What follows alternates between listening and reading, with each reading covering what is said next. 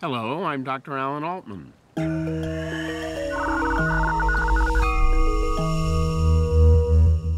When the story came out in July of 2002, basically women were told by the NIH at a press conference that hormones were bad for women.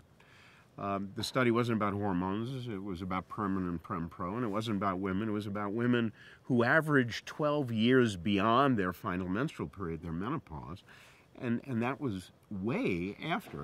Estrogen is a preserver of good function. It's not a repairer of lousy function down the road. It doesn't roto-rooter the coronary artery to clean it out. It helps prevent the gunk from settling in there in the first place.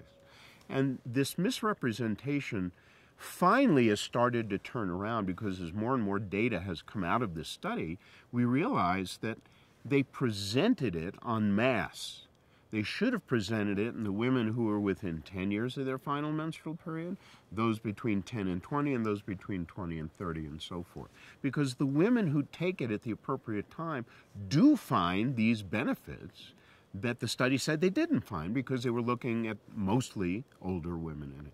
So this is really messed up and hurt women who were doing well with hormones, both in the short term from relief of symptoms and the long term from prevention of heart attack and dementia and osteoporosis and so forth, because they abruptly stopped when they really didn't need to. And now that we have the data showing that they really didn't need to, there's still that mistrust of the medical profession and the nursing profession, meaning nurse practitioners and doctors, because all I remember is they tried to poison me.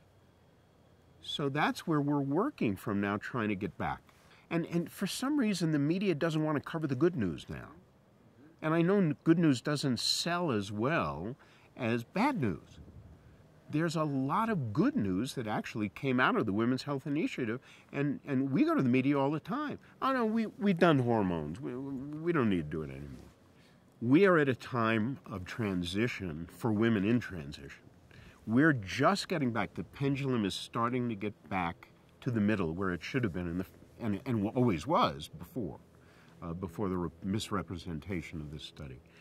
And that is that the appropriate women, especially if they're having symptoms, have no fear of going on appropriate estrogen at the appropriate time.